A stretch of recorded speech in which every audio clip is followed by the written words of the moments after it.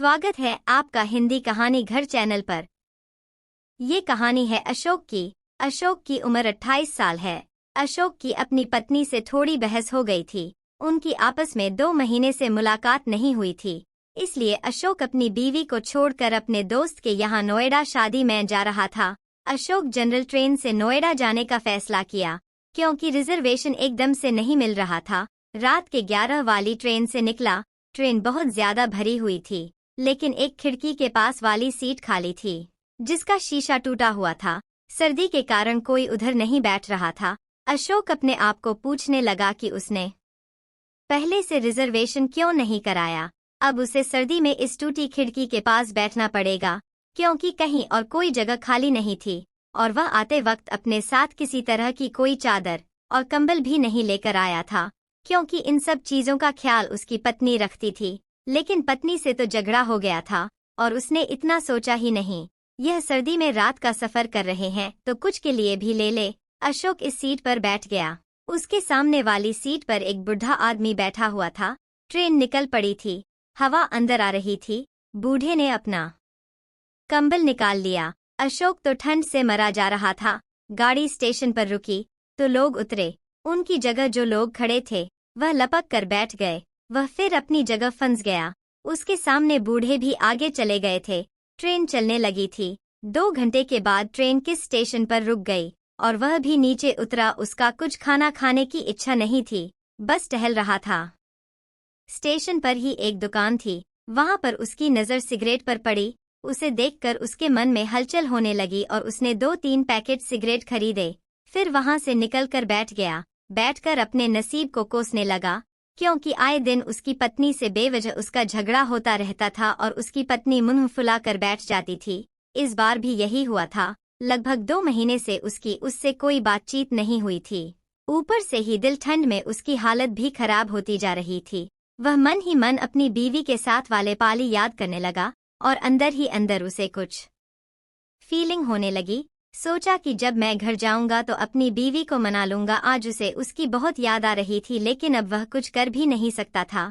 फिर अपनी सीट पर बैठे बैठे उसे कब नींद आ गई, कुछ पता ही नहीं चला कि आंख तब खुली जब ट्रेन एक छोटे से स्टेशन पर रुकी। एक औरत अपनी 3 बेटियों के साथ ट्रेन में आई। इतनी रात को औरत पता नहीं कहाँ से आ रही थी। औरत दिखने में काफी सुंदर थी। वह कहीं से भी 3 बच्चों की मां नहीं लग रही थी।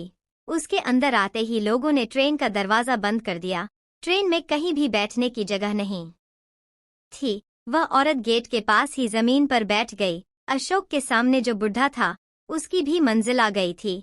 उसने मन में सोचा कि शुक्र है यह बूढ़ा उतरे तो सही, क्योंकि जब से वह सो रहा था वह इतनी तेज खर्राटे मार रहा था कि उसे सोने में भी दिक्कत हो रही थी, और ऊपर से ठंड की वजह से तो और हालत खराब हो रही थी। उसके सामने की सीट खाली थी। औरत बगल में आकर बैठ गई। साथ ही उसकी बेटियां भी थी। उसे देखकर मुस्कान दी और फिर ट्रेन चलने लगी। ट्रेन जब चल रही थी तो टूटी खिड़की से हवा बहुत तेज आ रही थी, जिससे ठंड और ज्यादा लग रही थी। उस औरत को भी ठंड लगने लगी थी। उसने अपने बैग से चादर निकाला और खुद को और अपने बच्चों को ढक दिया। ठंड ज्यादा लगने की वजह से अशोक का शरीर तो कांप रहा था। यह देखकर वह औरत कहने लगी, अगर आप बुरा ना माने तो मेरे पास एक एक्स्ट्रा चादर है। अगर आप लेना चाहते हैं तो आप ले सकते हैं। अशोक ने तुरंत ही हाँ में सर हिला दिया। उस औरत ने अशोक को चादर दे दी। अब अशोक को ठंडी से राहत मिल रही थी। फिर धीरे धीरे उसकी और उस औरत की बातें होने लगी। बातों ही बातों में उसने बताया कि वह अपने घर जा रही है। उसका पति इस दुनिया में नहीं है और वह एक कारखाने में काम करती है। इसी वजह से उसे रात को आते हुए देर हो जाती है। अशोक उसकी सूरत की मासूमियत देख रहा था। ट्रेन बहुत तेजी से चल रही थी। तभी एक स्टेशन पर ट्रेन रुकी। बड़ी वाली सीट की सवारियां उतर गई। औरत उधर जाकर बैठ गई और अशोक से बोली, आप भी इधर आ जाइए। उधर खिड़की टूटी होने की वजह से बहुत हवा आ रही है। अशोक उठकर उस औरत के पास बैठ गया। बैठे बैठे अशोक को कब नींद आ गई और उसका सर उस औरत के कंधे पर रख गया। पता ही नहीं चला। जब ट्रेन रुकी तो अचानक से स्टेशन के शोर से उसकी आंख खुली तो उसने झट से अपना सर उठाया और बोला, माफ करिएगा, मैं नींद में था, पता ही नहीं चला। अशोक को अपने इतने करीब देखकर वह शर्मा गई थी। अशोक भी अंदर ही अंदर बहुत शर्मा रहा था। उसका दिल अब अंदर ही अंदर मचलने लगा था। एक तो 2 महीना हो गया था मुझे अपनी बीवी से बात किए हुए, लेकिन वह खुद पर बहुत काबू किए हुए था।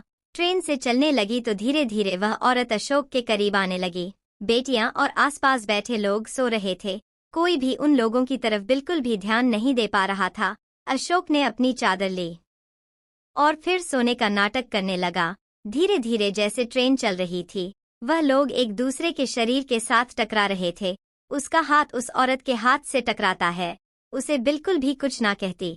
अब अशोक उसकी तरफ से इशारा समझ गया था।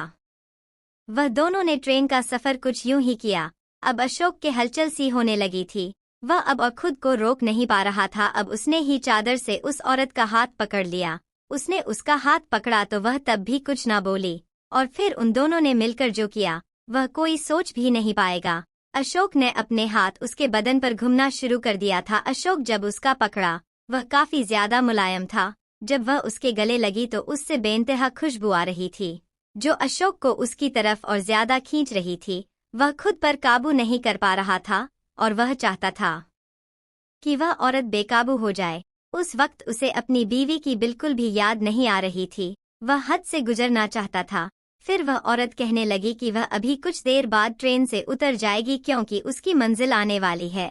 यह सुनकर अशोक बहुत मायूस हो गया, लेकिन उसने उससे कहा कि आप चिंता मत करो, आप भी चाहे तो मेरे साथ मेरे घर चल सकते हो। अशोक ने उससे कहा, यह कैसे हो सकता है? उसने कहा, हो सकता है, मेरे घर में सिर्फ मेरी माँ रहती है और वह अभी इस वक्त सो रही होगी, उन्हें कुछ भी पता नहीं चलेगा। अशोक तो कैसे भी करके अब सब कुछ करना चाहता था, क्योंकि एक तो वह औरत बहुत ही खूबसूरत थी और उसके जिस्म में इतनी बेइंतहा खुशबू थी जो से उसकी तरफ खींचती की जा रही थी। उसका खुद पर काबू न रहा, उसने भी उससे कह दिया कि मैं साथ चलूंगा। अब वह भी यह सब चाहता था जो वह चाहती थी। जब वह ट्रेन से उतरे तो वह एक बहुत छोटा सा स्टेशन था, उसे अपने साथ एक घनी से जंगल में ले गई। पहले तो उसे थोड़ा अजीब लगा, लेकिन फिर उस औरत की खूबसूरती के पीछे वह खिंचा चला गया। वह तो अंदर ही अंदर बहुत खुश था। उसे पता नहीं क्या हुआ कि वह औरत जैसा जैसा कहती थी वह वैसा वैसा ही करता गया और उसके साथ उसी रास्ते पर चल पड़ा जहां खूब घना अंधेरा था और आसपास बिल्कुल जंगल। जंगल के बीच एक छोटा सा घर था। उसे लगा कि शायद यही उसका घर है। अब अशोक अंदर ही अंदर तड़पने लगा और वह भी उसके साथ तड़प रही थी।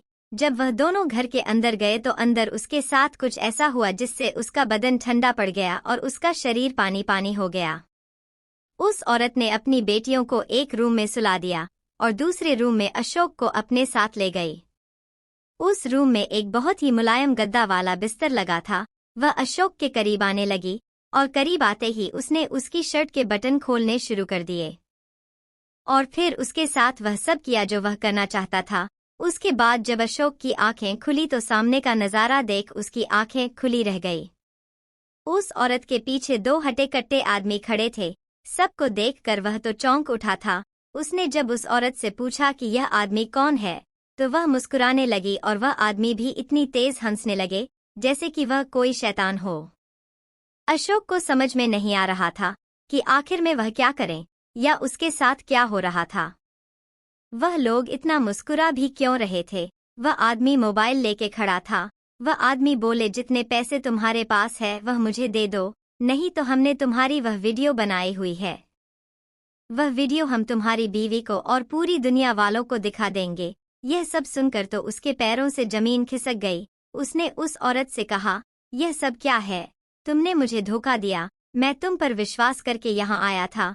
उसने उस औरत की तरफ देखा तो वह कहने लगी, तुम जैसे बेवकूफ मर्द जो अपनी बीवियों के नहीं हो सकते और दूसरी औरत के क्या होंगे जो अपनी बीवियों के हो, तो तुम जैसे आदमियों को मैं ऐसे ही अपनी उंगलियों पर नचाती हूँ, अपनी अदाएं दिखाकर मदहोश कर देती हूँ, उनके साथ सब कुछ करके उन्हें ब्लैकमेल करती हूँ।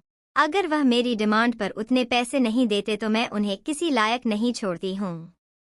यह सुनकर तो अशोक के पसीने छूटने लगे। वह सोच भी नहीं सकता था कि यह मासूम सी सूरत वाली औरत इतनी बड़ी शातिर होगी।